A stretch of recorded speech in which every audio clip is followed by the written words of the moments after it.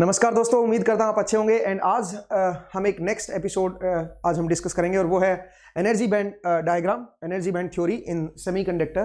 तो इसको आज हमें पढ़ना है और मैं बता दूं ये जो एपिसोड है काफ़ी इंपॉर्टेंट रहेगा। ये जो टॉपिक है काफ़ी इंपॉर्टेंट है बिकॉज आगे के जो डिवाइसेस जो आप पढ़ने वाले हो, पीएन जंक्शन, आपका मोसफेट, डायोड, ठीक है, जो भी आपके डिवाइसेस आप पढ़ोगे सब में आपका एनर्जी कंसेप्ट के थ्रू हम सब चीज़ों को समझेंगे।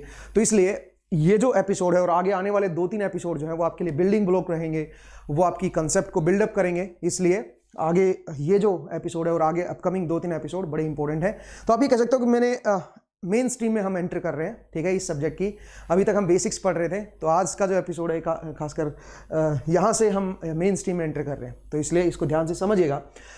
मैं आपको बता दूं कि अभी तक हमने जो बेसिक पढ़ा है उसमें श्रोडिंगर इक्वेशन को हमने सोल्व किया था और हमने देखा था कि कैसे एक इलेक्ट्रॉन जो है वो फ्री स्पेस में क्या इक्वेशन होती है, कैसे वो मूव करता है, और हमने एक इनफाइनाइट पोटेंशियल वेल का केस किया था। आज मैं एक सिंपल हाइड्रोजन एटम का केस लूंगा, उसकी इक्वेशंस को देखेंगे, श्रोडिंगर इक्वेशन को सोल्व करेंगे थोड़ा सा, बट मैं ज़्यादा डेप्थ में नहीं जाऊँगा आज, ठीक है। और मेनली मैं एनर्जी बैंड डायग्राम पर आने वाला हूँ। तो चलिए डिस्कस करते हैं। थोड़ा सा मैं आपको बता दूँ कि अभी तक हमने श्रोडिंगर इक्वेशन सोल्व किया 1 डायमेंशन में। तो इक्वेशन को एक बार जरा मैं दोबारा से आपको बता देता हूँ। Del square D square psi X by D X square plus 2m upon H cross square E minus V X psi X equal to 0। ये हमारे पास श्रोडिंगर इक्वेशन थी। और सबसे पहला केस हमने देखा था electron in free space, electron in free space, ये हमने देखा था। तो उसमें हमने देखा था कि किस तरह से हमारा इलेक्ट्रॉन जो है उसका वेव फंक्शन क्या होता है। देखो इसका मेन पर्पस क्या है श्रोडिंगर इक्वेशन का, एक तो हमें वेव फंक्शन निकालना होता है, एक तो हमें वेव फंक्शन फाइंड करना होता है और एक हमें एनर्जी फाइंड करनी होती है कि एनर्जी क्या होगी। ये 2 चीजें हमारा मेन पर्पस होता है सोल्व करने का। तो इसमें मैं आपको बताऊं, इसको जब हमने सोल्व किया था तो हमने देखा था क्या चीज बताइए कि जो हमारे पास जो वेव फंक्शन आएगा दोस्तों वो कुछ इस तरह का था। वो एक ट्रैवलिंग वेव आई थी, ठीक है, ए ई की power J root of 2me by H cross X minus E by H cross T, कुछ इस तरह का हमारा ये ओमेगा बन गया था। और अगर आपको याद हो ये के था मेरे पास, के क्या था बताइए, के वाज फेज कांस्टेंट और you can say wave vector, आप इसको बोल सकते हो। That was 2me by H cross, ये हमारे पास के आ गया था और K is known as 2 pi by lambda. तो यहां से आप वेव लेंथ भी निकाल सकते हो। तो वेव लेंथ जो आएगी दोस्तों, जो आपकी वेव जो है, इलेक्ट्रॉन जो है वो वेव की तरह, एक ट्रैवलिंग वेव की तरह बिहेव करेगा फ्री स्पेस में, तो उससे जो वेव लेंथ निकल के आएगी that will be equal to H upon में रूट ऑफ 2me। ये हमारे पास वेव लेंथ आ रही है उसकी। यहां से आप उसकी ट्रैवलिंग स्पीड भी निकाल सकते हो, ओमेगा बाई के कर दीजिए आप, ओमेगा इज दिस बाई के कर दीजिए, तो आपके पास किस स्पीड से वो ट्रैवल कर रहा है वो भी आपको स्पीड पता चल जाएगी। ये एक ट्रैवलिंग वेव है, ये हमने देखा था, ठीक है। तो ये तो हमारे पास सिंपल एक इलेक्ट्रॉन का केस था जिसमें हमने देखा था कि किस तरह से इलेक्ट्रॉन मूव करेगा फ्री स्पेस में। आप एनर्जी भी यहां से निकाल सकते हो, अगर आपको एनर्जी निकालनी है तो सिंपल इस तरह से आप एनर्जी भी फाइंड कर पाओगे। अगर आपको वेवलेंथ पता है तो एनर्जी निकाल पाओगे, ठीक है ना। Energy is H mu by the way, ठीक है, बिकॉज फ्री स्पेस में अगर कोई इलेक्ट्रॉन मूव करता है तो एनर्जी उसकी एच म्यू के बराबर होगी, ठीक है ना। वही चीज आप यहां से भी देख पाओगे। एनीवे चलिए आगे बढ़ते हैं। अच्छा, मोमेंटम अगर आप देखना चाहो तो मोमेंटम भी आप निकाल सकते हो यहाँ पे। Momentum is P is equal to h by lambda और you can say h cross के, इसको आप इस तरह से भी कन्वर्ट कर सकते हो। तो मोमेंटम भी आप फाइंड कर सकते हो यहां से, ठीक है ना। दूसरा केस हमने देखा था infinite potential well, infinite potential well. Infinite potential well में अगर कोई पार्टिकल है तो वो उससे निकल नहीं पाएगा। और वहां पे हमने देखा था कि जो हमारे पास जो उसका एक्सप्रेशन बनेगा, यहां पे मेरा पोटेंशियल क्या था, Vx जो था मेरे पास वो इनफाइनाइट था और यहाँ पे x इक्वल टू a 0 था, यहाँ पे x की वैल्यू a थी। तो हमने बोला था अगर इसके अंदर कोई पार्टिकल फंस गया है तो पार्टिकल इसी के अंदर रहेगा। जो साई x की वैल्यू आएगी वो आपकी 0 यहाँ पे आएगी और यहाँ पे भी 0 आएगी। और क्योंकि साई x कॉन्टिन्यूस होना चाहिए तो इस बाउंड्री पे भी कॉन्टिन्यूस आएगा, 0 0 आएगा। तो इसका मतलब यहाँ पे 0 है, यहाँ पे भी 0 है, तो बीच में स्टैंडिंग वेव बनेगी, ये हमने देखा था। और इसका हमने एक्सप्रेशन निकाला था और इसकी एनर्जी भी हमने निकाली थी। जो एनर्जी आई थी वो n पे डिपेंड कर रही थी, वो डिस्क्रीट एनर्जी आ रखी थी। और उसकी वैल्यू क्या थी बताइए जरा। उसकी जो वैल्यू आई थी मेरे पास, अगर आपको याद हो, n square pi square H cross square upon 2ma I think 2ma² I think ऐसा कुछ था, मैं एक बार चेक कर लेता हूँ। हाँ जी, 2ma² ये था, n² h² π² और कुछ इस तरह का हमारे पास, मतलब डिस्क्रीट एनर्जी लेवल आए थे। n के लिए 1 2 3 4 ऐसे डिस्क्रीट एनर्जी लेवल आए थे। अगर मेरा इलेक्ट्रॉन एक सिंगल पोटेंशियल वेल के अंदर है तो, इनफाइनाइट पोटेंशियल वेल के अंदर। अब चलिए आगे बढ़ते हैं, और आज का जो एपिसोड है इसमें मैं डिस्कस करने वाला हूं हाइड्रोजन एटम पे, ठीक है। अच्छा, इसमें मैंने कुछ बाउंड्री कंडीशंस मैंने बताई थी, उनको आप याद रखिएगा बिकॉज वो जरूरी है। तो नंबर 3 अब हम बात करेंगे सिंपल हाइड्रोजन एटम का। हाइड्रोजन एटम, तो अगर मैं हाइड्रोजन एटम की बात करूं दोस्तों, तो हाइड्रोजन एटम में क्या होता है, एक न्यूक्लियस होता है और उसके सराउंडिंग में एक सिंगल इलेक्ट्रॉन होता है। तो अगर मैं इसकी पोटेंशियल की बात करूं, Vr जो आएगा that will be equal to -e², क्योंकि जो चार्ज यहां पे है वही चार्ज अंदर भी होगा। तो Q1 इंटू Q2 करोगे तो माइनस बनेगा, क्योंकि अंदर पॉजिटिव है बाहर नेगेटिव है। तो -q² upon e² upon 4πε0 r, ये मेरे पास पोटेंशियल एनर्जी आएगी किसी भी r डिस्टेंस पे, ये पोटेंशियल एनर्जी आएगी। तो अगर मैं इसके लिए श्रोडिंगर इक्वेशन लिखूंगा, तो जो मेरे पास श्रोडिंगर इक्वेशन बनेगी, क्योंकि ये स्फेरिकल कोऑर्डिनेट सिस्टम बन गया मेरा, ठीक है, तो वो कुछ इस तरह की बनेगी, ∇2 psi r plus 2m upon h² e minus Vr psi r equal to 0, कुछ इस तरह का बनेगा दोस्तों। और मुझे इसकी अगेन एनर्जी फाइंड करनी है, एनर्जी फाइंड करनी है। जो एनर्जी आएगी वो अगेन n पे डिपेंड करेगी, और उसका जो एक्सप्रेशन आएगा वो मैं लिख देता हूं, -m⁴ divide by 8 ε0² π² n², something like that, कुछ इस तरह का आएगा। मैं एक बार चेक कर लेता हूं, हालांकि मैंने इसको सोल्व नहीं किया, मैंने डायरेक्ट लिखा है, π² नहीं आएगा यहाँ पे, h×2 आएगा, ठीक है ना। तो इसको याद करने की जरूरत नहीं है, ठीक है, मतलब ये मैं बस वैसे ही आपको समझा रहा हूं, ये मुझे भी याद नहीं है तो याद करने की जरूरत नहीं है। इस तरह का मेरे पास एनर्जी आएगा। मतलब अगर मैं इसको दिखाने की कोशिश करूं तो सोचिए यहां पे मेरा न्यूक्लियस है, और इससे जितना मैं अवे जाऊंगा उतना इनवर्सली प्रोपोर्शनल आर के साथ, ये मेरा आर है भी ऊपर की तरफ, जितना मैं इससे दूर जाऊंगा उतनी मेरी एनर्जी जो है वो आपकी 0 की तरफ चलती चली जाएगी। तो आप यहां पे बोल सकते हो यहां पे एनर्जी -इनफाइनाइट है, और यहां पे जो पोटेंशियल एनर्जी है वो 0 है, बिल्कुल। जब आर की वैल्यू इनफाइनाइट होगी तब 0 हो जाएगी। तो कुल मिला के आप ये भी बोल सकते हो कि यहां पे जो पोटेंशियल फंक्शन है, यहां पे जो पोटेंशियल फंक्शन है वो 0 है, और यहां पे इनफाइनाइट, आप ये भी बोल सकते हो। एक ही बात है ना, रिलेटिव देख रहे हो ना आप, डिफरेंस इनफाइनाइट का है, तो आप बोल सकते हो यहां पे 0 यहां पे इनफाइनाइट है, या फिर एक्चुअल में ऐसा होना चाहिए, यहां पे 0 होना चाहिए, यहां पे -इनफाइनाइट होना चाहिए, क्योंकि आर जब 0 हो जाएगा ना तो पोटेंशियल एनर्जी क्या बन जाएगी, -इनफाइनाइट, ठीक है ना। तो अगर इसका जो ग्राफ है आर के साथ इनवर्सली चेंज हो रहा है तो इस तरह चेंज होगा, और जो एनर्जी लेवल एग्जिस्ट करेंगे वो n की अलग अलग वैल्यू पे अलग अलग एनर्जी लेवल एग्जिस्ट करेंगे इसके अंदर, ठीक है। मतलब एनर्जी जो होगी वो क्वांटाइज्ड होगी, एनर्जी के डिस्क्रीट लेवल एग्जिस्ट करेंगे n की अलग अलग वैल्यू के लिए। अब इसको अगर आप देखोगे तो ये बनेगा -13.6 eV by electron volt by n², ये इस तरह का बनेगा। अगर आप इलेक्ट्रॉन वोल्ट में निकालना चाहते हो तो इस तरह का ये मेरी एनर्जी आएगी यूजिंग श्रोडिंगर इक्वेशन। अब सुनिए, यही एनर्जी बहुत पहले देख ली गई थी। आपने देखा होगा जो हाइड्रोजन का स्पेक्ट्रम होता है, जो बाल्मर सीरीज, पास्कन सीरीज, ठीक है, तो ये जो सीरीज थी ये बहुत बाल्मर ने बहुत पहले दे दी थी विजिबल, उसके लिए विजिबल रेंज में जो इसके बने थे, जो आपका जो पैटर्न बना था, जो उसका स्पेक्ट्रम जो आया था, और बिल्कुल एग्जैक्टली उसके बराबर आ रखा है ये। इसका मतलब ये थ्योरी बिल्कुल करेक्ट है, जो श्रोडिंगर इक्वेशन है उससे जब हमने सोल्व किया तो बिल्कुल एग्जैक्टली उसके बराबर आ गया, ठीक है। तो एनीवे, तो ये मेरे पास एनर्जी बनेगी और इसके डिस्क्रीट लेवल आएंगे, हाइड्रोजन एटम में हमने देखा।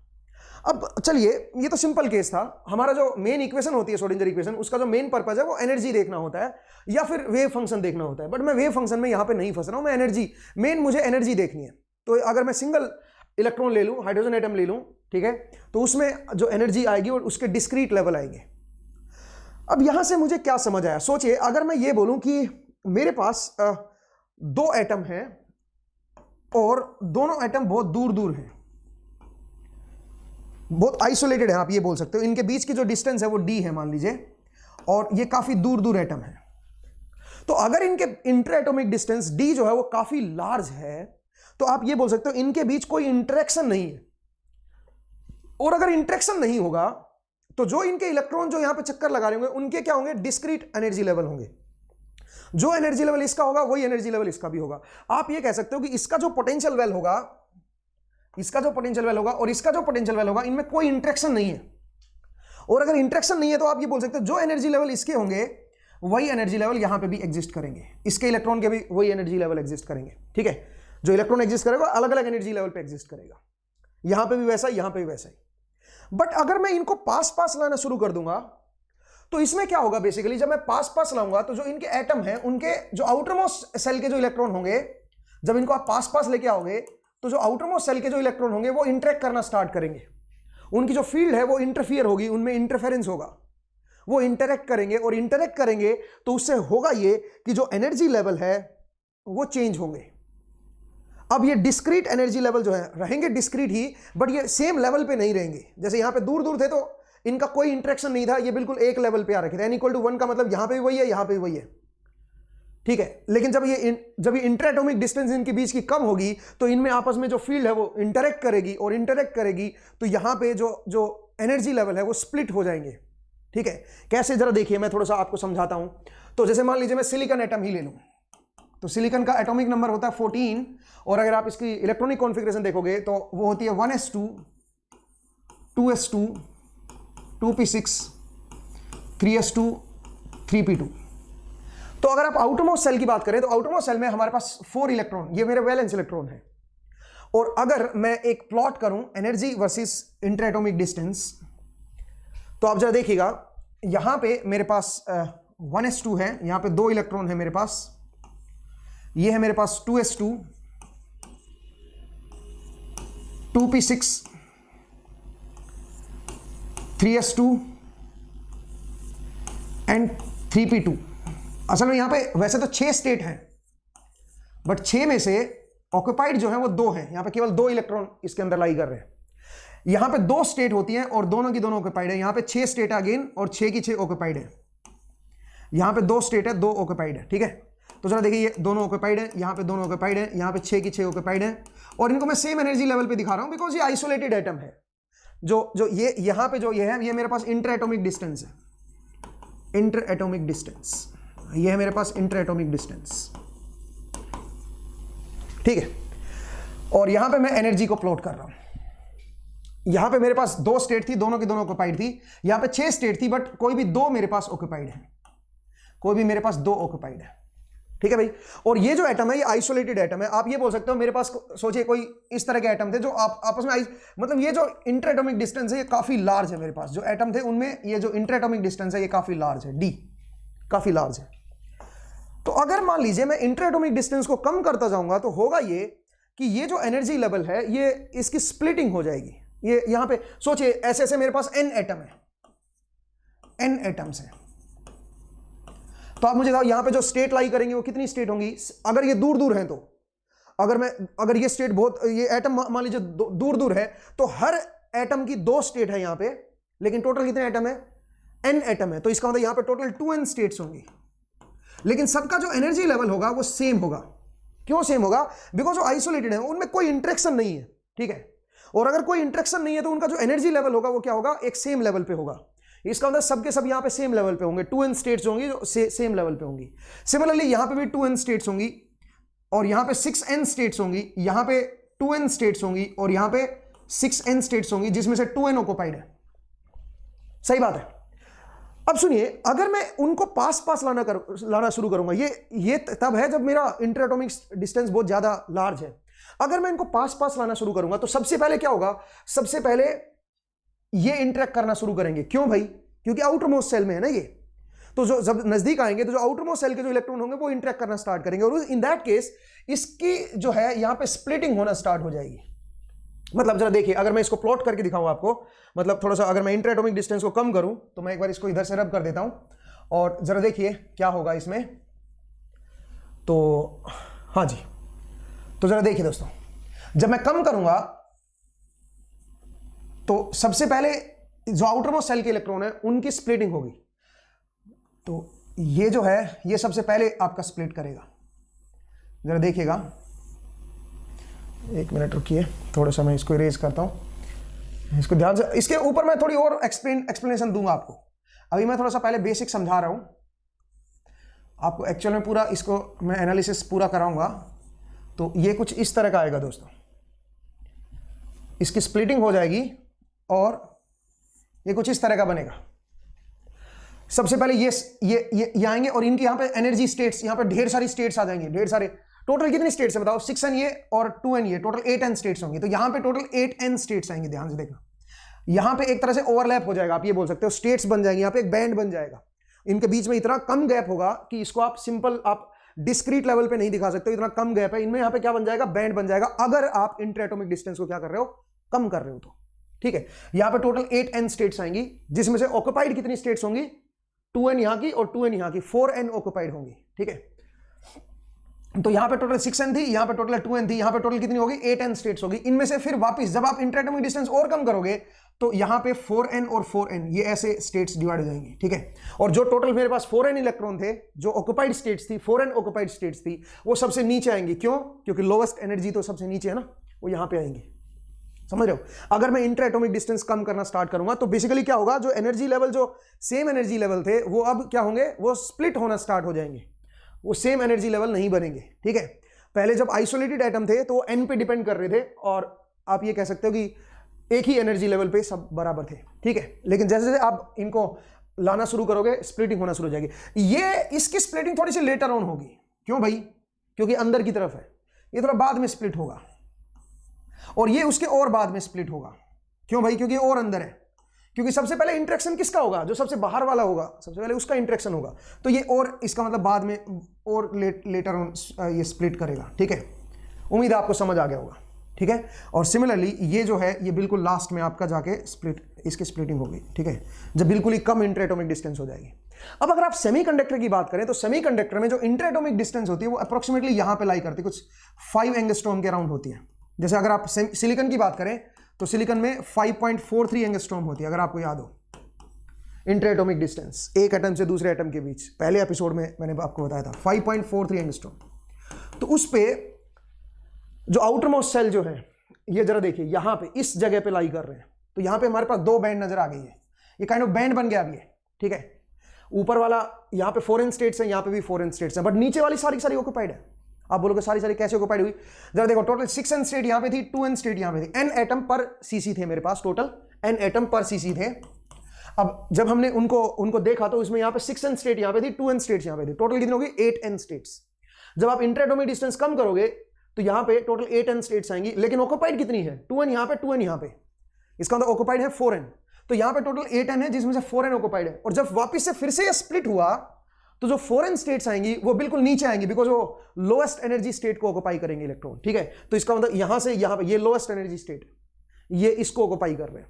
ठीक है, तो इस तरह से 4n स्टेट्स यहां पे है और ये सारी सारी ऑक्युपाइड है। ये 4n स्टेट्स जो है ये ऑक्युपाइड नहीं है, ये अनऑक्युपाइड स्टेट्स है। और यहां पे एक बैंड बन जाएगा, ये डिस्क्रीट एनर्जी लेवल है बेसिकली, बट ये इनमें इतना कम डिफरेंस है कि ये बैंड की तरह बिहेव करेगा। तो इसलिए हम इसको क्या बोलते हैं? इनको बैंड में काउंट करते हैं। ये ऊपर वाले को क्या हम बोलेंगे? इसको बोलेंगे हम कंडक्शन बैंड, और नीचे वाले को हम बोलेंगे वैलेंस बैंड।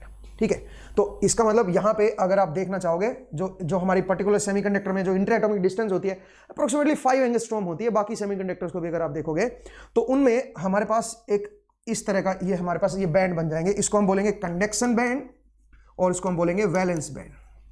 और ये जो है इसको हम बोलते हैं forbidden gap, energy gap, forbidden gap, easy. इसकी जो वैल्यू होती है 0.67 इलेक्ट्रॉन वोल्ट होती है जर्मेनियम के लिए, फॉर जर्मेनियम 1.12 इलेक्ट्रॉन वोल्ट होती है फॉर सिलिकॉन। और अगर आप गैलियम आर्सेनाइड की बात करोगे तो थोड़ा सा और ज्यादा होता है, मैं बता देता हूं, गैलियम आर्सेनाइड के लिए 1.42 गैलियम आर्सेनाइड के लिए होता है।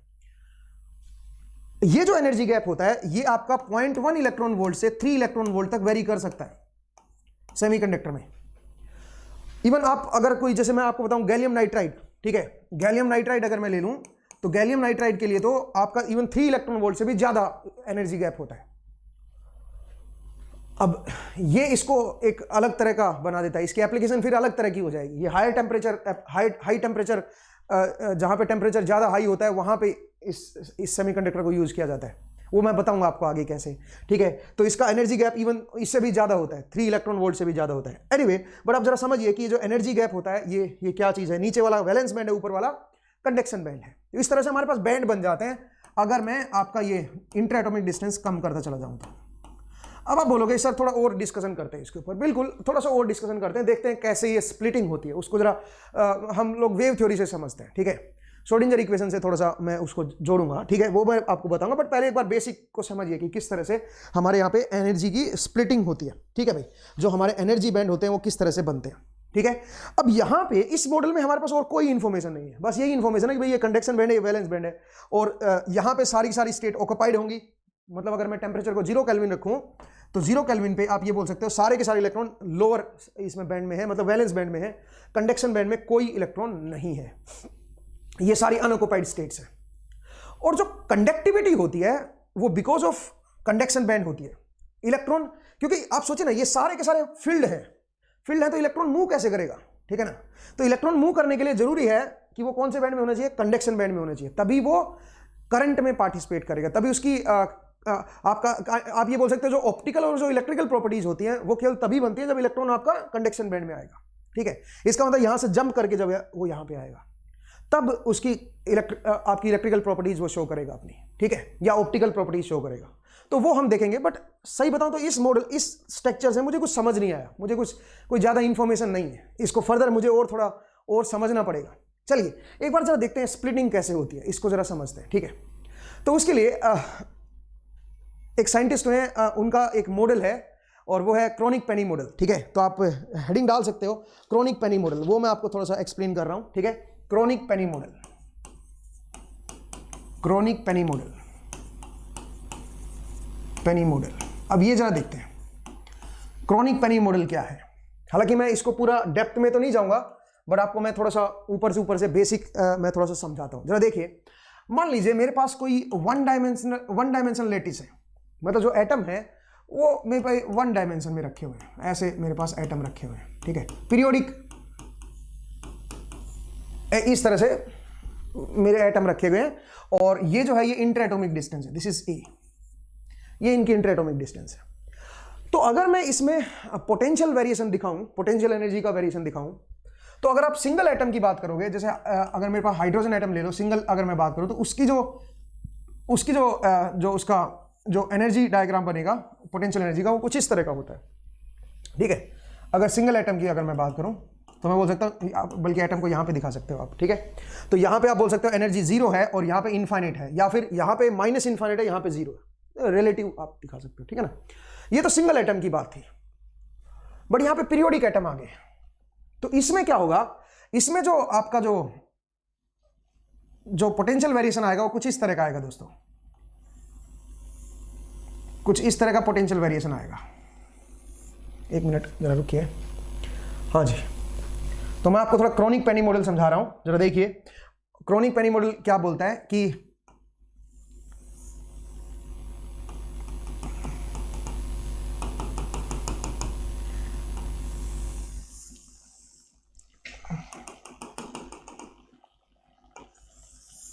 तो इस तरह का मेरे पास पोटेंशियल एनर्जी का वेरिएशन आएगा दोस्तों। जब ये बिल्कुल एक पास आएंगे तो इनमें फील्ड जो है एक दूसरे के ऊपर ओवरलैप करेंगी, और इनमें जो इनका जो पोटेंशियल एनर्जी जो है वो पीरियोडिक नेचर की बनेगी, कुछ इस तरह की, और पोटेंशियल एनर्जी का वेरिएशन आएगा दोस्तों, ठीक है, कुछ इस तरह का पोटेंशियल एनर्जी का वेरिएशन आएगा। यहां पे 0 पोटेंशियल एनर्जी बोल सकते हो आप, ठीक है। तो अब यहां पे एक पीरियोडिक वेरिएशन आ गया ना पोटेंशियल एनर्जी का, मतलब जो मेरा पास जो Vx है वो मेरा पीरियोडिक बन गया है, पीरियोडिक बन गया। तो क्वेश्चन ये है कि अब जो इलेक्ट्रॉन होगा वो कैसे मूव करेगा इसके अंदर, वो मुझे सोचना है। पीरियोडिक वेरिएशन ऑफ पोटेंशियल में इलेक्ट्रॉन जो है वो कैसे मूव करेगा, और आपका जो ई जो होगी वो क्या होगी, एनर्जी जो लेवल होंगे उसकी जो En होगी, बाइंडिंग एनर्जी या टोटल एनर्जी आप बोल सकते हो, वो क्या होगी, अब मुझे वो देखना है, ठीक है। जब आपके ये पीरियोडिक वेरिएशन आ जाता है पोटेंशियल का, तो क्रोनिग पेनी मॉडल में क्या हुआ, इसको उन्होंने एक अप्रोक्सीमेशन में कन्वर्ट किया। क्या अप्रोक्सीमेशन था, उन्होंने इसको इस तरह से दिखा दिया कि ये बेसिकली पीरियोडिक पोटेंशियल वेल है। ये इनको आप उन्होंने क्या दिखाया, एक पीरियोडिक पोटेंशियल वेल से दिखा दिया कि जनाब ये एक पीरियोडिक पोटेंशियल वेल है मेरे पास, ठीक है। इनको उन्होंने एक पीरियोडिक पोटेंशियल वेल से रिप्रेजेंट कर दिया, ठीक है, कुछ इस तरह का आपका पीरियोडिक, मतलब ये जो नीचे ये जो था इसको आप इन्होंने इस तरह से दिखा दिया, और यहां पे एक कांस्टेंट इस तरह से ये वैल्यू दिखा दी। और हम देखना चाहते हैं इलेक्ट्रॉन जो है जब वो पीरियोडिक पोटेंशियल वेल में जब मूव करेगा तो कैसे मूव करेगा, मुझे ये देखना है। अब इसको कैसे समझे, इसको आप ये समझ सकते हो, सोचिए अगर मैं कोई आइसोलेटेड एटम ले लूं और उसको अगर मैं दिखाऊं तो उसको एक सिंगल पोटेंशियल वेल से दिखा सकता हूं। और हमने सिंगल पोटेंशियल वेल में अभी अभी देखा था, मैंने आपको लिखवाया था, सिंगल पोटेंशियल वेल में जो एनर्जी होती है उसके डिस्क्रीट लेवल एग्जिस्ट करते हैं। लास्ट एपिसोड में भी करवाया था मैंने ये, ठीक है। तो इसका मतलब यहां पे जो एनर्जी लेवल होंगे वो डिस्क्रीट एनर्जी लेवल होंगे, वो डिस्क्रीट एनर्जी लेवल होंगे अगर मैं सिंगल पोटेंशियल वेल ले लूं तो। अब सोचिए अगर मैं इसके साथ अगर कोई दूसरा पोटेंशियल वेल ले रहा हूं, सोचिए एक बार के लिए मैं n = 1 वाला मैं एनर्जी लेवल ले लेता हूं। यहां पे मान लीजिए मैं केवल एक एनर्जी लेवल ले लेता हूं, तो ये मेरे पास सिंगल पोटेंशियल वेल था, यहां पे जो एनर्जी लेवल था वो मेरे पास ये सिंगल एनर्जी लेवल था। अब मैंने क्या किया, मैंने एक काफी दूर डिस्टेंस पे एक और पोटेंशियल वेल ले लिया, तो उसका जो एनर्जी लेवल आएगा वो भी वहीं पे आएगा, सेम एनर्जी लेवल पे आ जाएगा, ठीक है। अब जब इनकी इंट्राएटॉमिक डिस्टेंस जो ये d है, ये बोल सकते हो आप, this is d and this is a, ठीक है।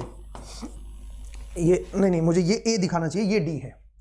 a क्या है बताओ, a मेरी जो ये गैप था ना, और एक गैप से दूसरे गैप के बीच की जो है ये है मेरा a और ये है मेरा d, ठीक है, आप ये बोल सकते हो। तो अगर मैं a को कम करना शुरू करूंगा तो ये जो पोटेंशियल वेल है पास आएंगे, और अगर पास आएंगे तो क्या होगा बताओ जरा, इनमें इंटरफेरेंस होगा, और इंटरफेरेंस होगा तो जो एनर्जी लेवल है ये आपका सेम लेवल पे नहीं रहेंगे, ये स्प्लिट हो जाएंगे, ठीक है। कैसे, अगर मैं बिल्कुल पोटेंशियल वेल को नजदीक नजदीक कर दूं तो क्रोनिक पेनी मॉडल बोलता है, मैं इसके डेप्थ में नहीं जा रहा हूं, बस आपको मैं ऊपर ऊपर से समझा रहा हूं। अगर मैं इनको बिल्कुल पास में करूंगा तो आप ये बोल सकते हो पहले जो एनर्जी लेवल यहां पे लाई कर रहे थे, दोनों का सेम लेवल जो था, अब वो स्प्लिट हो जाएगा, वो ऐसे दो लेवल बन जाएंगे, ठीक है। इस तरह से दो लेवल में स्प्लिट हो जाएगा। अब सुनिए, अगर मैं ऐसे ऐसे तीन ले लूं, तीन पोटेंशियल वेल ले लूं, तो तीन ले लूंगा तो फिर तीन energy level, discrete energy level बन जाएंगे, ठीक है। तो अगर मैं एक प्लॉट बनाऊंगा आपको, यहां पे मेरे पास n क्या है, n मतलब नंबर ऑफ वेल्स है, पोटेंशियल वेल्स है, पीरियोडिक पोटेंशियल वेल्स। तो जरा देखिए, अगर मैं n की वैल्यू 1 की बात करूं, अगर एक पोटेंशियल वेल था मेरे पास, तो एक एनर्जी लेवल यहां पे था। अब अगर मान लीजिए मैंने दो एनर्जी वेल ले लिए नजदीक नजदीक, ठीक है, तो ये स्प्लिट हो जाएगा, दो में टूट जाएगा। फिर अगर मान लीजिए मैंने तीन एनर्जी वेल ले लिए, ठीक है, नजदीक नजदीक, तो फर्दर ये तीन लेवल में ब्रेक हो जाएगा, फर्दर ये जो है ये तीन एनर्जी लेवल में ब्रेक हो जाएगा, ठीक है। जरा देखिएगा, ये तीन एनर्जी लेवल बन जाएंगे। अगर मैंने चार पोटेंशियल वेल ले लिए तो फर्दर ये आपके स्प्लिट हो जाएंगे और चार एनर्जी वेल बन जाएंगे, चार एनर्जी लेवल बन जाएंगे। ऐसे ऐसे चलते चलते अगर मैं 5 लूं, 6 लूं, और ऐसे चलते चलते मान लीजिए मैं n ले लूं, n पोटेंशियल वेल ले लूं एक साथ, तो इसका मतलब जो एनर्जी लेवल है ये बिल्कुल एक तो पास पास में आ जाएंगे, ठीक है। और कितने बनेंगे बताओ जरा, ये हमारे पास टोटल n एनर्जी लेवल बन जाएंगे। इसका मतलब ये क्या बन जाएगा, एक बैंड बन जाएगा, ये एक बैंड बन जाएगा दोस्तों, समझ रहे हो आप मेरा पॉइंट, ये एक बैंड बन जाएगा, इसमें n एनर्जी लेवल्स होंगे, ठीक है। तो इसका मतलब एनर्जी जो है मेरी उसकी स्प्लिटिंग होना स्टार्ट हो जाएगा, आप समझिए मेरा पॉइंट, ठीक है। अगर नजदीक नजदीक मैं उनको इंटरएटॉमिक डिस्टेंस कम करते चले जाऊं और इंटरैक्टिंग वेल अगर मैं ले लूं एक साथ, ठीक है, तो इस तरह से मेरे पास ये एनर्जी बैंड बन जाएगा। वही चीज मैंने आपको यहां पे समझाई कि जैसे जैसे इंटरएटॉमिक डिस्टेंस कम करोगे आपका क्या बन जाएगा, ये आपका इसकी एनर्जी की स्प्लिटिंग हो जाएगी, ठीक है। तो ये चीज हम क्रोनिक पेनी मॉडल से समझ सकते हैं, ठीक है ना। चलिए आगे बढ़ते हैं। तो हमने देखा कि किस तरह से हमारा सेमीकंडक्टर में हमारे पास एक वैलेंस बैंड होता है और एक क्या होता है बताओ, कंडक्शन बैंड होता है, और बीच में क्या होता है बताओ, energy gap. This is easy, this is valence band, this is conduction band, ठीक है। अब सुनिए, मेटल में क्या होता है, मेटल में भी ऐसा ही होता है। मेटल में कंडक्शन बैंड इधर पार्शियली फिल्ड होता है, अदरवाइज ऐसा हो सकता है कि ये दोनों एक दूसरे के ऊपर ओवरलैप कर जाए, मतलब इनमें बैंड गैप होता ही नहीं, सही बताऊं तो। मेटल में थोड़ा सा अलग होता है, क्या, मेटल के अंदर अगर थोड़ा बहुत गैप है भी तो आप ये बोल सकते हो कि जो कंडक्शन बैंड होगा पार्शियली फिल्ड होगा, मतलब यहां पे कुछ इलेक्ट्रॉन होंगे, यहां पे आपकी कुछ स्टेट्स आपकी भरी होंगी, आप ये बोल सकते हो। और अगर कंडक्शन बैंड में इलेक्ट्रॉन आ गए तो जो खाली स्टेट्स हैं उनकी वजह से वो मूव कर सकते हैं, वो दूसरी स्टेट्स में मूव कर सकते हैं, खाली हायर एनर्जी स्टेट में जा सकते हैं, मूव कर सकते हैं, कहने का मतलब ये है, ठीक है। तो इसका मतलब यहां पे कंडक्टिविटी बन जाएगी। जो कंडक्शन बैंड होता है वो पार्शियली फील्ड होता है, या फिर क्या होता है, ये एक दूसरे के ऊपर ओवरलैप होते हैं, मतलब इनमें कोई बैंड गैप होता ही नहीं, सही बताऊं तो, ठीक है, इनमें कोई बैंड गैप होता ही नहीं है मेटल के केस में। तो पॉइंट को समझिए कि क्या होता है मेटल के अंदर, इधर ये कंडक्शन बैंड पार्शियली फील्ड होता है या फिर ये ओवरलैप हो रखे होते हैं, तब भी आप बोल सकते हो पार्शियली फील्ड ही है, ओवरलैप हो गया तो बैंड ही खत्म हो गया, ठीक है ना। कंडक्टर में ऐसा होता है, मेटल में ऐसा होता है। इंसुलेटर में क्या होता है, ये बैंड गैप काफी लार्ज होता है। बैंड गैप काफी लार्ज होता है और उसकी वजह से वो इलेक्ट्रॉन जो है वो वैलेंस बैंड से कंडक्शन बैंड में जंप नहीं कर सकते, वो जा नहीं पाएंगे, उनको एनर्जी चाहिए। कितनी एनर्जी चाहिए बताओ? सिलिकॉन के केस में 1.1 इलेक्ट्रॉन वोल्ट, ये इतनी चाहिए at room temperature, at room temperature, ठीक है, इतनी एनर्जी उनको चाहिए। ये मेरा बैंड गैप एनर्जी है, इजी, ठीक है। तो कुल मिला के तब जाके उसकी कंडक्टिविटी बनेगी, तब जाके वो इलेक्ट्रॉन जब वैलेंस बैंड से कंडक्शन बैंड जाए। लेकिन इंसुलेटर में गैप इतना ज्यादा होता है कि वो जंप ही नहीं कर पाते, ठीक है। तो इसलिए कंडक्शन बैंड में कोई इलेक्ट्रॉन नहीं होते तो कंडक्टिविटी उसकी नहीं होती है, ठीक है। पॉइंट को समझिए कि किस तरह से हमारे पास बैंड गैप बने।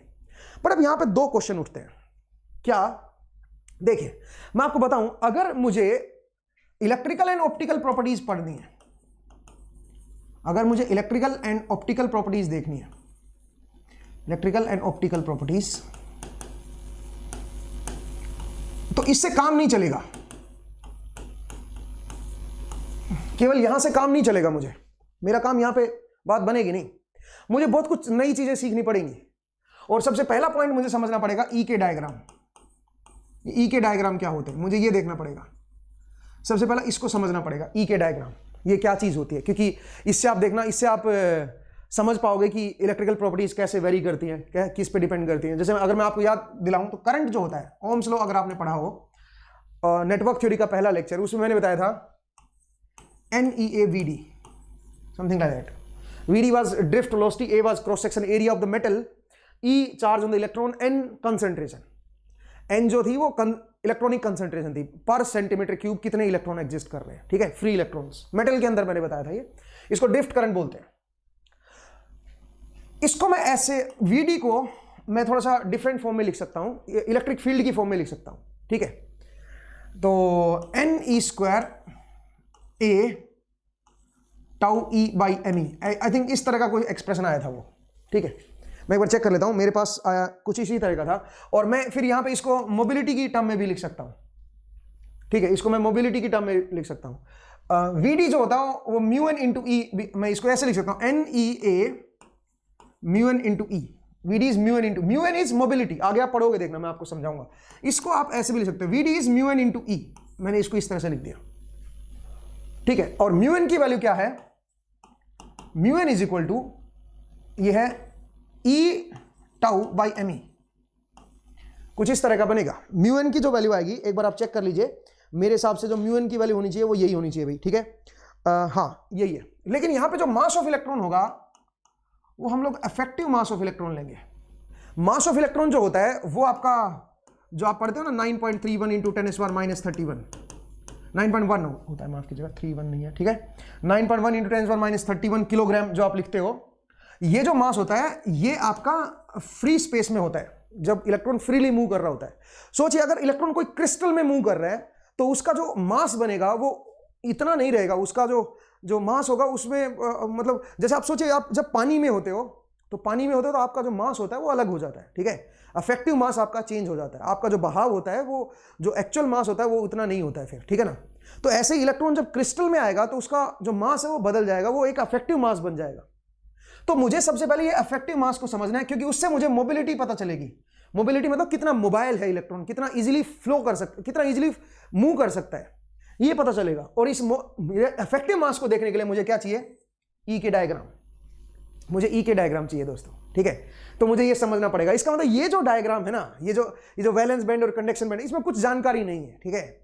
मुझे इसको थोड़ा और डेप्थ एनालिसिस करना पड़ेगा, मुझे अंदर जाना पड़ेगा थोड़ा सा, मुझे इसको समझना पड़ेगा ई के डायग्राम को, ठीक है, क्योंकि मुझे ये अफेक्टिव मास को समझना है। दूसरा ये भी बड़ी इंपॉर्टेंट चीज है, एन मतलब इलेक्ट्रॉनिक कंसंट्रेशन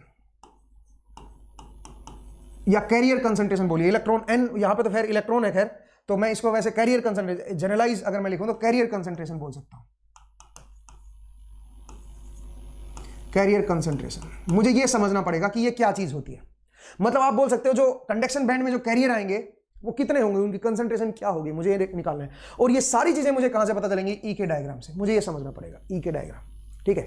एक क्वेश्चन और उठता है यहां पे, जरा देखिए दूसरा क्वेश्चन क्या है जिसको मुझे और स्टडी करना है, जो मुझे मजबूर कर रहा है आगे बढ़ने के लिए। और वो ये है कि अगर आप रूम टेम्परेचर की बात करें तो जो थर्मल एनर्जी होती है वो होती है KT, K is Boltzmann constant into T।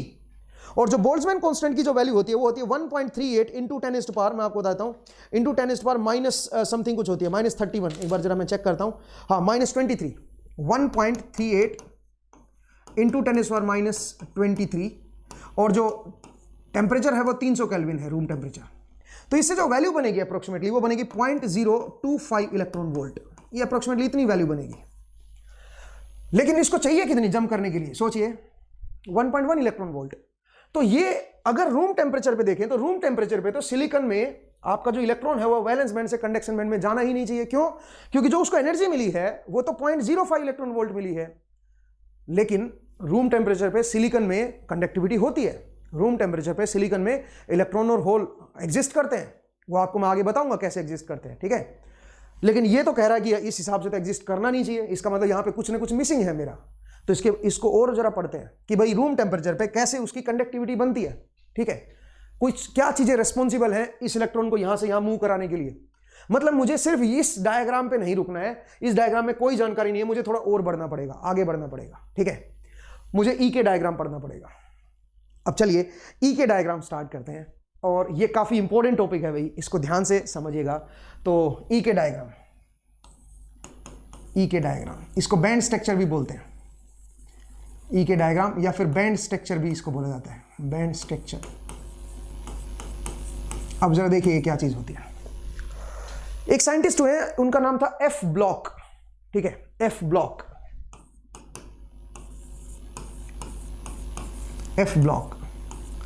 F block ने हमें बताया कि अगर मेरा पीरियोडिक वेरिएशन आ जाए पोटेंशियल में, पोटेंशियल एनर्जी में, या पोटेंशियल फंक्शन बोल दो, उसके अंदर अगर पीरियोडिक वेरिएशन है, अगर उसके अंदर पीरियोडिक वेरिएशन है, तो इन दैट केस जो वेव फंक्शन बनेगा, जो वेव फंक्शन बनेगा वो भी पीरियोडिक होगा, ठीक है। जो वेव फंक्शन बनेगा उसको आप इस तरह से लिख सकते हो, e की power -j k vector dot are. अब ये 3 डायमेंशन है, मतलब इसीलिए मैंने आर कैप लिखा, आर वेक्टर लिखा है यहाँ पे, x 1 डायमेंशन में नहीं है, ऐसे ये मतलब 3 डायमेंशन है। जो बल्क है, मान लीजिए मेरे पास कोई बल्क है, सिलिकॉन बल्क या कोई सेमीकंडक्टर बल्क ले लीजिए, ठीक है। तो कुछ इस तरह का बल्क है मेरे पास, तो 3 डायमेंशन है इसके बाद। तो इसलिए मैं k क्या है मेरे पास, k is wave vector, k क्या है मेरे पास, वेव वेक्टर, वेव वेक्टर, ये 3 डायमेंशन में होगा अब, ठीक है।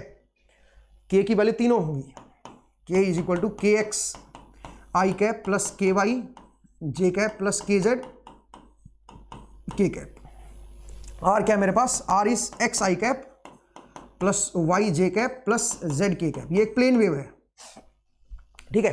तो इस तरह का मेरे पास वेव फंक्शन आएगा। इसमें मैंने टाइम को नहीं रखा है, मैंने टाइम हार्मोनिक लगाना है, तो ई की पावर जे ओमेगा टी और साथ में कर देना बस, और कुछ नहीं। ये जो है ये भी मेरा पीरियोडिक आएगा, ये मेरा पीरियोडिक आएगा। ये हमें एफ ब्लॉक ने बताया, इसका मैं एक्सप्रेशन नहीं बता रहा हूं, ये मेरी इंटरएटॉमिक डिस्टेंस है ए, तो मैं ये बोल सकता हूं U R plus A equal to U R, ठीक है भाई। तो ये मेरा बन जाएगा। और जो ये जो है ये इसको आप में भी, इसको अगर आप नाम देना चाहो तो इसका नाम मैं देख लेता हूं, नाम भी आप इसको दे सकते हो। जो मेरा एफ ब्लॉक फंक्शन है, इसमें पीरियोडिक ब्लॉक सेल फंक्शन बोलते हैं इसको। U R is known as periodic Bloch cell, periodic Bloch cell function, इसको आप पीरियोडिक ब्लॉक सेल, ये पीरियोडिक होता है। अगर मान लीजिए मेरा जो पोटेंशियल है, पोटेंशियल फंक्शन मतलब जो पोटेंशियल एनर्जी, अगर वो उसमें पीरियोडिक वेरिएशन आ रहा है, तो आप ये बोल सकते हो इन दैट केस जो वेव फंक्शन होगा वो पीरियोडिक होगा, वो कुछ इस तरह का आप इसको लिख सकते हो, ठीक है। और ये जो यू आर है पीरियोडिक ब्लॉक फंक्शन, ये मेरा पीरियोडिक होगा, पीरियड होगा ए, ठीक है, ए पीरियड होगा इसका। तो अब यहां पे जो एनर्जी आएगी, क्योंकि जो श्रोडिंगर इक्वेशन होती है उसका मेन पर्पस क्या होता है, यहां पे सोल्व करना बड़ा मुश्किल है श्रोडिंगर इक्वेशन, लेकिन सोल्व हो जाएगी। मैं वो उस सॉल्यूशन में नहीं जा रहा, बिकॉज मैं इतना डेप्थ में नहीं जाऊंगा, बट मैं आपको बता दूं जो श्रोडिंगर इक्वेशन सब सोल्व करोगे, श्रोडिंगर इक्वेशन का मेन पर्पस होता है एक तो वेव फंक्शन निकालना और एक एनर्जी निकालना। अब यहां पे जो एनर्जी आएगी दैट विल बी पीरियोडिक इन के, पीरियोडिक इन के में पीरियोडिक आएगी। और एनर्जी क्या होगी, एनर्जी के डिस्क्रीट लेवल बनेंगे, वो बैंड स्ट्रक्चर बन जाएगा, ठीक है, इस तरह का मेरा बैंड बन जाएगा, लेकिन वो के में पीरियोडिक होगी। तो अगर मैं इसको प्लॉट करूं एनर्जी को विद के, तो जरा देखिए कैसा बनेगा। एनर्जी को अगर मैं के साथ प्लॉट करूं, तो बस आप यहां पे ध्यान दीजिए, बस ये जो मैं बता रहा हूं बस इस पे फोकस कीजिएगा। अगर मैं एनर्जी को के साथ प्लॉट करूं तो कुछ इस तरह का बनेगा दोस्तों। के में पीरियोडिक होगी और जो पीरियड होगा वो पाई बाई ए का होगा। This is pi by A and this is minus pi by A. But energy के लेवल एग्जिस्ट करेंगे, एनर्जी के लेवल एग्जिस्ट करेंगे, ठीक है।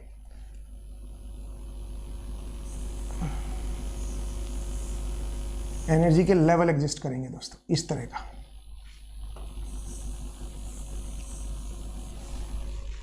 ठीक है, और अगर मैं दिखाना चाहूं तो एक लेवल और दिखा देता हूं। इस तरह के मेरे पास एनर्जी लेवल एग्जिस्ट करेंगे, ठीक है ना, आप समझ गए होंगे। पीरियोडिक वेरिएशन आएगा एनर्जी में। और ये क्या है मेरा, ये मेरा एक पीरियड है, इसको बोलते हैं periodic zone picture. Periodic zone picture,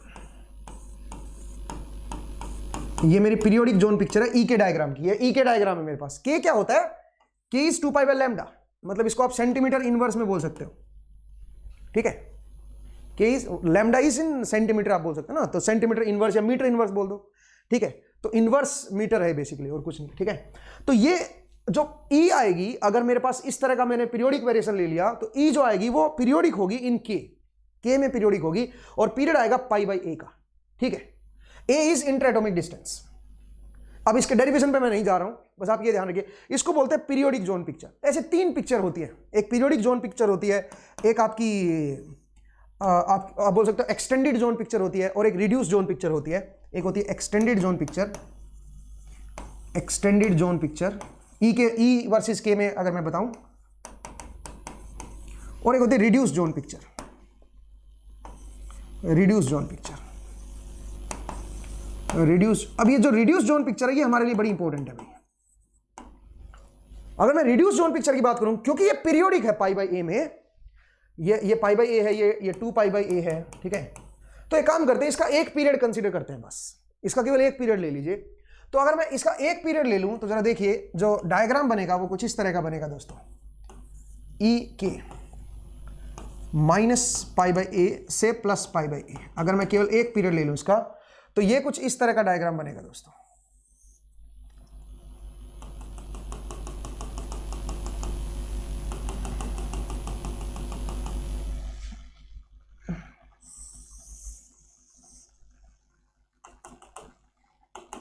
अगर मैं एक पीरियड लूं तो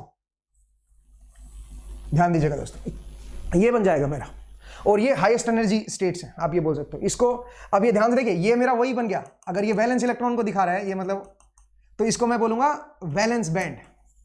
और ये क्या बन गया मेरा, ये मेरा कंडक्शन बैंड बन गया, यहां से यहां तक का, ये मेरा कंडक्शन बैंड। ये मेरी स्टेट्स है, ये एनर्जी लेवल्स है, यहां पे ये एनर्जी लेवल्स है, ये एनर्जी लेवल्स है, ठीक है भाई। तो जो पिक्चर हमारी जो आपने पहले पढ़ी थी कंडक्शन बैंड और वैलेंस बैंड वाली, वही पिक्चर यहां पे आ गई है। आपने ये जो पिक्चर पढ़ी थी वही पिक्चर आप एनर्जी ई के डायग्राम में दिखा सकते हो, ठीक है। इसको बोलते हैं reduced zone picture. Reduced zone picture मैंने पहले बना दिया।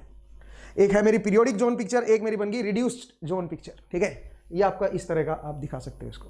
ये मेरी स्टेट्स है, energy states, discrete energy levels है, ठीक है, जिसमें इलेक्ट्रॉन एग्जिस्ट करेगा। तो ये मेरा कंडक्शन बैंड है, ये मेरा वैलेंस बैंड है, ठीक है भाई। अब सुनिए, थोड़ा सा आगे और बढ़ते हैं। अब आप बोलोगे सर एक्सटेंडेड जोन पिक्चर का क्या मतलब है। जरा देखिए एक्सटेंडेड जोन पिक्चर का क्या मतलब होता है। उसमें आप क्या करते हो, सुनिए एक मिनट जरा देखिए। मैं अगर एक डिफरेंट कलर लूं इसमें, तो एक्सटेंडेड जोन पिक्चर में देखिए, एक पीरियड आप पहला इसका ले लो, और फिर अगला पीरियड में ये एनर्जी ले लो, ठीक है, बीच में गैप ले लो ये, और अगले में फिर यहां से आपका ये ले लो। ये जो पिक्चर है जो मैंने रेड कलर में बनाई है, इस पिक्चर को हम क्या बोलते हैं, एक्सटेंडेड जोन पिक्चर। मतलब ये काइंड ऑफ थोड़ा सा इस तरह का पैराबोला टाइप इस तरह का बन जाएगा, ठीक है ना। डोटेड दिखाओगे तो कुछ डोटेड इस तरह का बनेगा, ठीक है। ये मेरी एक्सटेंडेड जोन पिक्चर है, जिसकी जरूरत नहीं है मुझे, ठीक है। तो इसको आप छोड़ दीजिए। मेन हमारे पास क्या है, एक हमारे पास पीरियोडिक जोन पिक्चर है, और एक ये जो पिक्चर है ये बड़ी कमाल की है भाई, ठीक है। हम इसको आगे यूज करेंगे। तो ये मेरा ई के डायग्राम है। ये मेरा अगर पीरियोडिक वेरिएशन आ गया पोटेंशियल का, मतलब आपके अगर पीरियोडिक आपके एटॉमिक जो एटम्स हैं वो रखे हुए हैं, जैसे क्रिस्टल होता है, सिलिकॉन क्रिस्टल, उसमें ऐसा ही तो होता है, पीरियोडिक वेरिएशन होता है ना पोटेंशियल का। तो उसमें इलेक्ट्रॉन कैसे मूव करेगा, इलेक्ट्रॉन की एनर्जी क्या होगी, तो उससे जो वेव फंक्शन बनेगा वो मेरा ये बनेगा, और जो एनर्जी आएगी वो पीरियोडिक इन के होगी, अगर उसको अगर मैं प्लॉट करूं तो इस तरह का आएगा। ठीक है, ये हमें बताया एफ ब्लॉक ने। ठीक है, अब सुनिए, अगर मैं इससे फर्दर आगे थोड़ा सा चलूं तो जरा देखिए मेरे पास क्या बना, मेरे पास जो ई के डायग्राम बना वो कुछ इस तरह का बन गया। दिस इज के इज एसोसिएटेड विद मोमेंटम, अगर आपको याद हो पी वाज एच क्रॉस के, H cross is constant, H cross is H upon 2 pi, H is constant, H जो है वो मेरा प्लैंक्स कॉन्स्टेंट है विच इज कॉन्स्टेंट, के मेरा क्या है वेव वेक्टर। तो इसका मतलब के वेरी करेगा तो मोमेंटम वेरी करेगा, ध्यान दीजिएगा।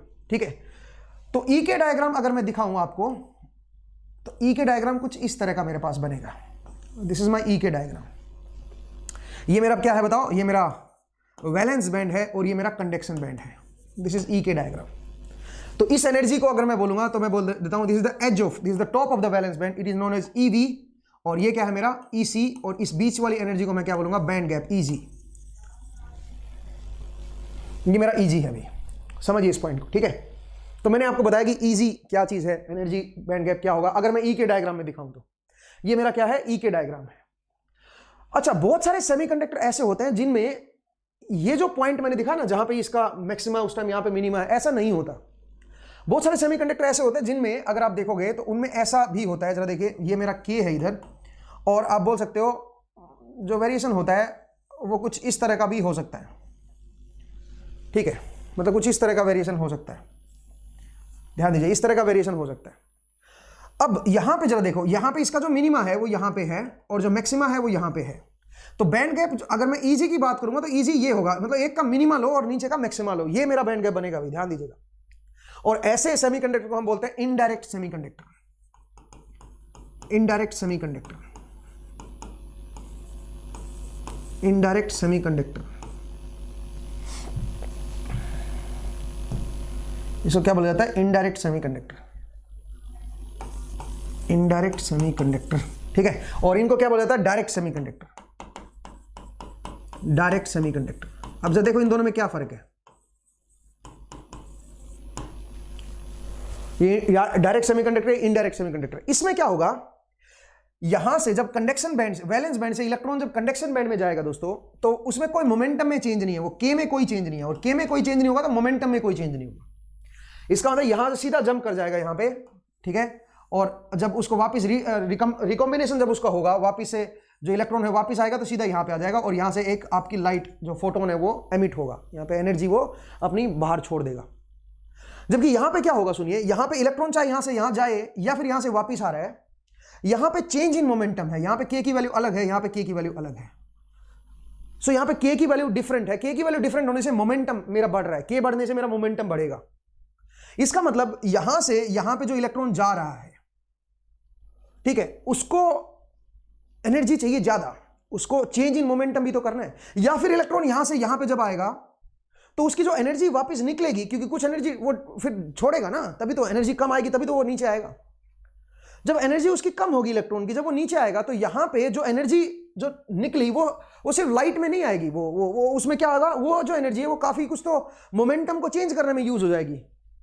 और ऐसे केस में जो इलेक्ट्रॉन जाता है यहां से यहां पे, वो सिंपल आप सिंपल आप एक तरह से आप ये कह सकते हो कि इल्यूमिनेशन से नहीं आप ऐसा कर सकते हो इस चीज को।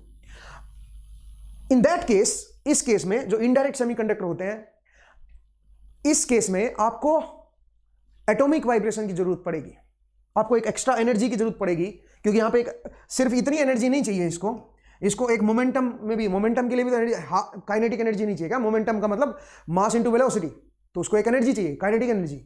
तो इसका मतलब यहां पे एक एक्स्ट्रा एनर्जी और प्रोवाइड करनी पड़ेगी। ठीक है, वो कौन प्रोवाइड करेगा, atomic vibration, phonon creation, elastic wave. अब आप बोलोगे इलास्टिक वेव क्या होती है, जब आप गर्म करते हो मटेरियल को तो उसमें एटम जो होते हैं वो वाइब्रेट करना शुरू कर देते हैं। अब आप सोचिए कोई धागा दो एंड से बंधा हुआ है, कोई धागा है कोई, और वो दो एंड पे बंधा हुआ है, ठीक है, और आप क्या करो, उन दोनों धागों को, दोनों एंड को ऐसे ऐसे वाइब्रेट करना शुरू कर दो, तो इस वायर, इस धागे के अंदर क्या होंगे, एक वेव क्रिएट हो जाएगी, एक वाइब्रेशन क्रिएट हो जाएगी, इलास्टिक वेव बोलते हैं उसको। और उससे क्या होता है, उससे हमारे पास फोनोन क्रिएशन होता है, फोनोन क्रिएशन, फोनोन क्रिएशन। ठीक है, जैसे फोटोन होते हैं वैसे फोनोन क्रिएशन होगा। तो यहां पे एटॉमिक वाइब्रेशन की रिक्वायरमेंट होगी आपकी, अगर आप कंडक्शन बैंड से वैलेंस बैंड में ले जाना चाहते हो तो। ठीक है, सिमिलरली जब कंडक्शन बैंड से वैलेंस बैंड में वापस आएगा, मतलब वैलेंस बैंड से कंडक्शन बैंड जा रहे हो तो एटॉमिक वाइब्रेशन की रिक्वायरमेंट होगी। सिमिलरली जब आप कंडक्शन बैंड से वैलेंस बैंड में आओगे तब भी जो एनर्जी वो निकलेगी उससे, वो ऐसे मतलब लाइट की फॉर्म में नहीं निकलेगी, उसकी बहुत सारी एनर्जी तो मोमेंटम चेंज करने में यूज हो जाएगी। पॉइंट को समझिए, वो फोनोन को वापस मिल जाएगी, उसको एटम्स को वापस एनर्जी मिल जाएगी। पॉइंट को समझिए, इसका क्या मतलब है मेरा। तो ये इस तरह के जो सेमीकंडक्टर होते हैं जिनको हम इनडायरेक्ट सेमीकंडक्टर बोलते हैं, ये इनसे लाइट नहीं निकलती है, ये ऑप्टिकल प्रॉपर्टीज नहीं शो करते हैं, ठीक है। जबकि यहां पे जब ये वापस आएगा इलेक्ट्रॉन तो अपनी ऑप्टिकल प्रॉपर्टीज ये शो करेगा। ये ऐसे जो सेमीकंडक्टर होते हैं वो एलईडीज में यूज होते हैं, और ऐसे सेमीकंडक्टर आपके एलईडीज नहीं हो सकती हैं। अब आप बोलोगे इस तरह के कौन से सेमीकंडक्टर होते हैं, जैसे हमारा सिलिकॉन है, सिलिकॉन आपका इनडायरेक्ट सेमीकंडक्टर होता है। डायरेक्ट सेमीकंडक्टर गैलियम आर्सेनाइड है, ठीक है। तो गैलियम आर्सेनाइड बेसिकली उसमें एलईडीज में यूज होता है, ठीक है, वो डायरेक्ट सेमीकंडक्टर होता है। तो पॉइंट को समझिए कि बेसिकली किस तरह से हम ई के डायग्राम से हम क्या बता सकते हैं इसमें। एक और चीज मैं आपको बताना चाहता हूं ई के डायग्राम से। तो हमने देखा कि ई के डायग्राम क्या होता है और किस तरह से हम ई के डायग्राम से हम कैसे इसको बनाते हैं और क्या क्या चीज समझ सकते हैं, ठीक है। आगे बढ़ते हैं। अगर आप ध्यान से देखें ई के डायग्राम को तो एक्चुअल में तो ये कोसाइन वेव है, या आप बोल सकते हो साइन वेव है, ठीक है। एक्चुअल में तो इस तरह की वेव है,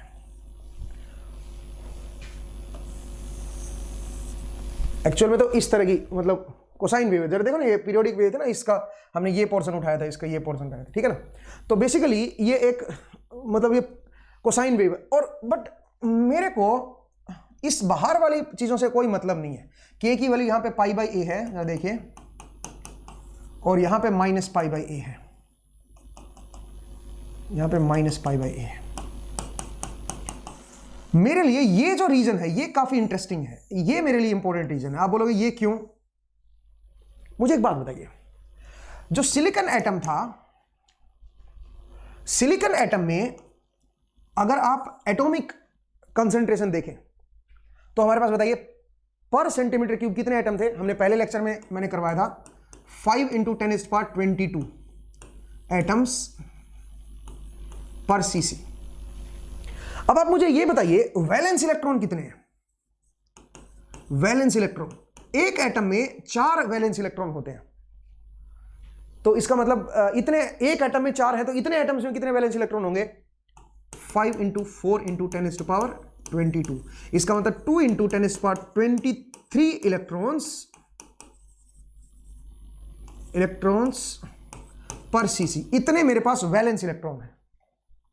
और ये वैलेंस इलेक्ट्रॉन कहां पे लाई करेंगे? सारे के सारे 0 केल्विन पे यहां पे लाई करेंगे, इसके अंदर, इस यहां पे लाई करेंगे, ध्यान दीजिएगा, यहां पे लाई करेंगे। कौन से बैंड में? वैलेंस बैंड में, ठीक है। अब सुनिए मेरी बात, अगर मैं टेम्परेचर बढ़ाऊं, अगर मैं टेम्परेचर को इंक्रीज करूंगा तो क्या होगा? इलेक्ट्रॉन आपके जंप करेंगे यहां से यहां पे।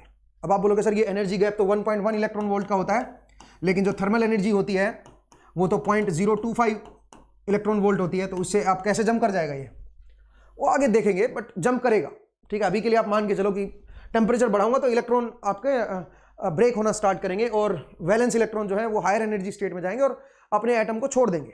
जैसे अगर मैं 2D में डायग्राम दिखाऊं सिलिकॉन का, तो आप ये बोल सकते हो सिलिकॉन में इस तरह का होता है ये मेरा, ठीक है। मान लीजिए कोई इंप्योरिटी नहीं ले रहा हूं मैं, कोई इंप्योरिटी नहीं ले रहा हूं, ठीक है। ये मेरे पास सिलिकॉन क्रिस्टल है, ठीक है। अब जरा देखिए इसमें क्या होगा, अगर मैं इसको हीट अप करूंगा, यहां पे देखो 2-2 इलेक्ट्रॉन है, ये शेयरिंग और कोवेलेंट बॉन्ड बने हुए हैं, ठीक है, 2-2 इलेक्ट्रॉन है। तो जब मैं इसकी हीटिंग करूंगा दोस्तों तो क्या होगा सुनिए, ये मेरे पास 2-2 इलेक्ट्रॉन है। जब मैं इसको हीट करूंगा तो ये जो इलेक्ट्रॉन है, ये जो वैलेंस सेल के इलेक्ट्रॉन है, ये निकल जाएंगे यहां से। सोचिए ये इलेक्ट्रॉन मेरा निकल गया यहां से, अगर ये इलेक्ट्रॉन मेरा निकल गया हीट करने से, ठीक है, ये इलेक्ट्रॉन मेरा निकल गया और यहां पे क्या बन गया, यहां पे मेरा एक होल क्रिएट हो गया और इलेक्ट्रॉन जो था वो मेरा निकल गया यहां से, इलेक्ट्रॉन मेरा फ्री हो गया। अब वो किसी के साथ लोकलाइज नहीं है, तो एक इलेक्ट्रॉन आ गया, एक होल आ गया। ऐसे जरूरी तो नहीं है एक ही इलेक्ट्रॉन बने, और भी तो बन सकते हैं, बिल्कुल बन सकते हैं। जब आप हीट करोगे तो इसमें एक आप ये कह सकते हो एक हीट करोगे तो ये वाइब्रेशन शुरू हो जाएंगे, इसके अंदर एटॉमिक वाइब्रेशन स्टार्ट हो जाएंगे और उसकी वजह से क्या होगा, बॉन्ड आपके ब्रेक होना स्टार्ट हो जाएंगे, ठीक है, और उससे आपके इलेक्ट्रॉन और होल बनना स्टार्ट हो जाएंगे, ठीक है ना। तो जरा देखिए, और भी आपके ऐसे इलेक्ट्रॉन छूट जाएंगे और ये इलेक्ट्रॉन आपका ये होल बन जाएगा। ऐसे ऐसे यहाँ पे एक होल बन गया, सोचिए यहाँ पे एक होल बन गया, यहाँ पे एक होल बन गया, ऐसे ऐसे होल क्रिएट हो गए और उनकी जगह पे क्या हो गया, इलेक्ट्रॉन फ्री हो गए। उसकी जगह पे इलेक्ट्रॉन मेरे फ्री हो गए ये, ठीक है। ये अब किसी के साथ लोकलाइज नहीं है, फ्री इलेक्ट्रॉन्स है। तो रूम टेम्परेचर पे भी आपको ऐसे इलेक्ट्रॉन देखने को मिलेंगे और ऐसे सेमीकंडक्टर को हम क्या बोलते हैं, इंट्रिंसिक सेमीकंडक्टर। इंट्रिंसिक सेमीकंडक्टर क्यों भाई? क्योंकि इसके अंदर आपके जो इलेक्ट्रॉन्स और होल है वो आपके पेयर में है, मतलब जितने इलेक्ट्रॉन्स है उतने ही होल्स है। तो आप इसको इंट्रिंसिक सेमीकंडक्टर बोल सकते हो, N equal to P I, N equal to P. और जो अगर रूम टेम्परेचर में बात करूं तो जो इलेक्ट्रॉन की जो कंसेंट्रेशन होती है Ni, that is approximately 10⁻10 electrons पर सीसी। मतलब रूम टेम्परेचर पे सिलिकॉन के अंदर आप ये बोल सकते हो इतने इलेक्ट्रॉन जो होते हैं वो फ्री होते हैं। इसका मतलब वो कौन से बॉन्ड में, कौन से बैंड में होते हैं, वो आपके कंडक्शन बैंड में होते हैं, ठीक है। अब आप मुझे एक बात बताओ, ध्यान से सुनना, पर सीसी इतने मेरे वैलेंस इलेक्ट्रॉन हैं और मैंने आपको सबसे पहले समझाया था क्या, जरा पीछे आइए, यहां पे 4 n स्टेट्स हैं कंडक्शन बैंड में, वैलेंस बैंड में, और ऊपर कंडक्शन बैंड में भी कितनी है, 4 n स्टेट्स हैं। इसका मतलब यहां पे और यहां पे बराबर स्टेट्स अवेलेबल है। तो आप जरा वापस आइए, यहां पे मैं बोल सकता हूं क्या कि जितनी स्टेट यहां पे अवेलेबल है नीचे वाले में, उतनी ही स्टेट यहां पे अवेलेबल है, उतनी ही स्टेट यहां पे भी अवेलेबल है, ठीक है। उतनी स्टेट यहां पे भी अवेलेबल है जितनी यहां पे अवेलेबल है, ठीक है ना, क्या कहते हो। और यहां पे कितनी अवेलेबल है, यहां पे जितने इलेक्ट्रॉन है उतनी स्टेट अवेलेबल है। कितने इलेक्ट्रॉन है, इतने इलेक्ट्रॉन है पर सीसी। तो इसका मतलब इतनी एनर्जी स्टेट्स यहां पे अवेलेबल होंगी और उतनी ही एनर्जी स्टेट्स यहां पे भी अवेलेबल होंगी, सीधी बात है, सही बात है। लेकिन जो इलेक्ट्रॉन एक्चुअल में जो जंप करेंगे रूम टेम्परेचर पे, वो कितने करेंगे आप सोचिए, वो कितने करेंगे, वो तो 10⁻10। और 10⁻10 जो है वो 10⁻23 से कितना छोटा है बताइए, बहुत ज्यादा छोटा है।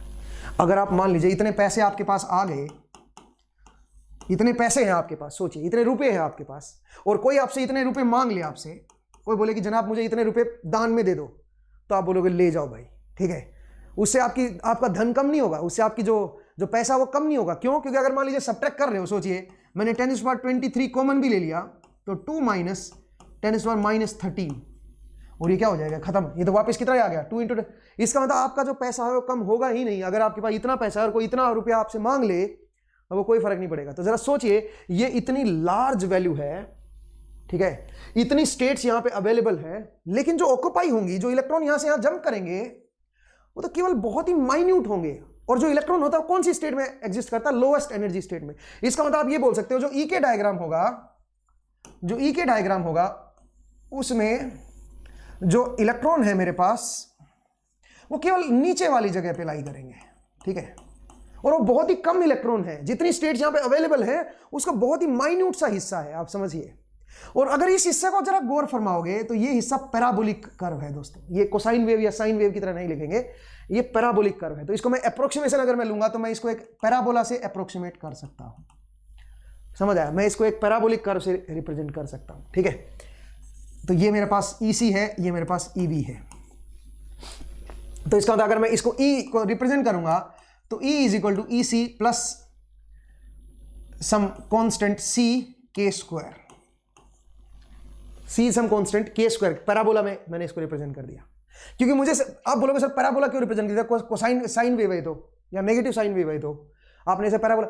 अरे भाई मैंने बताया कि केवल लोअर हिस्सा मुझे देखना है, केवल मेरे लिए ये हिस्सा इंपॉर्टेंट। सिमिलरली यहां पे ये हिस्सा इंपॉर्टेंट है। क्यों भाई? क्योंकि यही तो इलेक्ट्रॉन जंप किए मेरे पास। और ये जो स्टेट्स हैं, इतनी कम स्टेट्स हैं, जो टोटल स्टेट्स मेरे पास जो अवेलेबल थी उसका बहुत ही कम पार्ट है, ये नेग्लिजिबल पार्ट है। इसका मतलब आप बोल सकते हो केवल नीचे वाला हिस्सा जो है। अब आप बोलोगे नीचे वाला क्यों? क्योंकि जो इलेक्ट्रॉन जंप करेगा वो लोएस्ट एनर्जी में रहने की कोशिश करेगा ना, तो इसलिए वो नीचे वाले हिस्से में आएगा। इसलिए केवल हम ये वाला हिस्सा यूज करेंगे। तो इसका मतलब अगर मैं इसको दिखाने की कोशिश करूंगा तो ये पैराबोलिक अप्रोक्सीमेशन। सिमिलरली ये जो E बनेगी मेरे पास, दिस इज EV माइनस, इसको C1 लिख रहे हो तो इसको C2 लिख दो, C2 k²। समझ आया? बोलिए भाई, इस तरह से मैं इसको रिप्रेजेंट करूंगा, ठीक है। ध्यान दीजिएगा, ये क्या है मेरा, ये मेरा है E के डायग्राम, ठीक है। अब इसको और फर्दर समझेंगे थोड़ा सा। अब आप बोलोगे सर इससे इफेक्टिव मास कैसे डिसाइड होता है, आपने वो मोबिलिटी वाला बताया था, इफेक्टिव मास कैसे डिसाइड होता है वो हम देखेंगे अभी, ठीक है। तो मैंने आपको समझाया कि किस तरह से हमारा E के डायग्राम होता है और कैसे उसको हम दिखाते हैं। ये मेरा क्या है बताइए, ये मेरा है वैलेंस बैंड, नहीं sorry conduction band, this is conduction band, ठीक है। ये है मेरा कंडक्शन बैंड, इसको एक minute, this is conduction band और दिस इज वैलेंस बैंड, ये है मेरा वैलेंस बैंड। तो ध्यान से देखिए, यहां से यहां तक इलेक्ट्रॉन जंप करेगा। तो इसका अप्रोक्सीमेशन जो दिखाया मैंने, पैराबोलिक अप्रोक्सीमेशन में लेके चलूंगा आगे, मुझे पूरा एक्सप्रेशन नहीं चाहिए इसका, ठीक है। तो इस तरह का मैं एक्सप्रेशन दिखाऊंगा। तो आज का जो एपिसोड है दोस्तों, वो मेरा यहाँ पे पूरा हो जाता है। नेक्स्ट एपिसोड में इसके ऊपर बहुत ज़्यादा डिस्कशन करना है मुझे, ई के डायग्राम पे, और बहुत कुछ नई चीज़ें हम पढ़ेंगे, ठीक है।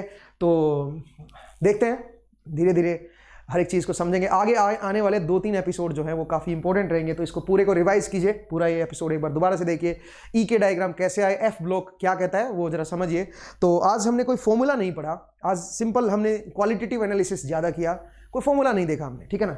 उम्मीद है आज का जो एपिसोड है वो थोड़ा सा समझ आया। आगे आने वाले एपिसोड्स में थोड़ा से मैथमेटिकल चीज़ें होती चली जाएंगी, बट धीरे धीरे हम उन सब चीज़ों पे पहुंचेंगे, ठीक है भाई। तो नेक्स्ट एपिसोड में मैं आपको अफेक्टिव मास समझाऊंगा कि कैसे ई के डायग्राम से अफेक्टिव मास हम लोग निकालते हैं, वो हम देखेंगे। एंड आफ्टर दैट फिर आगे के जो कंसेप्ट्स हैं वो हम देखेंगे, और उनमें आपका जो डेंसिटी ऑफ स्टेट्स एक टॉपिक आएगा, वो उसके बाद हम नेक्स्ट जो एपिसोड आएगा उसमें हम पढ़ेंगे, ठीक है ना। तो आज के लिए इतना ही दोस्तों, थैंक यू, आपने इंटरेस्ट दिखाया। एंड अगर आपको ये वीडियो से कुछ कंसेप्ट क्लियर हुआ हो तो मेक श्योर कि वीडियो को लाइक जरूर कर दें। अगर आप इसको यूट्यूब पे देख रहे हो तो सब्सक्राइब कीजिए चैनल को, और अपने दोस्तों के साथ शेयर जरूर कर दीजिएगा। बेल आइकन प्रेस कर दीजिएगा, नोटिफिकेशन आपको मिलता रहेगा। हमारी एक मोबाइल ऐप है CES लर्निंग के नाम से, या तो आप इस QR कोड को स्कैन कर लीजिए, आप मोबाइल ऐप पे पहुंच जाओगे। इनकेस अगर आप ये स्कैन नहीं हो पा रहा है तो हमारी जो ऐप है गूगल प्ले स्टोर पे जाइए और CES लर्निंग सर्च कीजिए, वहाँ से आपको ऐप मिल जाएगी, उसको इंस्टॉल कर लीजिएगा। और इंस्टॉल करके और वहाँ पे भी आपको बहुत कुछ नई चीज़ें मिल जाएंगी। तो वहाँ पे आपको ऑर्गेनाइज्ड वे में आपको वीडियोस मिल जाएंगे, तो वो इंस्टॉल कर लीजिएगा। वहाँ पे डाउट पोर्टल भी है हमारा, वहाँ पे आप डाउट भी पोस्ट कर सकते हो। ये हमारी वेबसाइट है cesedu.co.in, यहाँ पे आप कोर्सेज़ की जानकारी ले सकते हो, कोर्सेज़ को परचेज भी कर सकते हो। ये हमारे नंबर हैं, इन नंबर पे आप कॉल कर सकते हो, मैसेजेस ड्रॉप कर सकते हो। 2 नंबर है, किसी पे भी व्हाट्सएप नंबर है, व्हाट्सएप पे भी मैसेज छोड़ सकते हो या फिर कॉल कर सकते हो, ठीक है दोस्तों।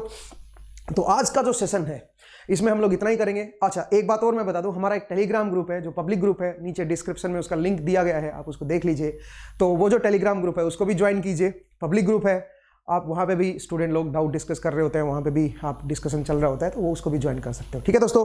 आज के एपिसोड में हम इतना ही डिस्कस करेंगे। नेक्स्ट एपिसोड में आपसे फिर से मुलाकात होगी। अपना ख्याल रखिए, पढ़ते रहिए, मुस्कुराते रहिए। नेक्स्ट टाइम मिलते हैं। Thank you, take care, bye.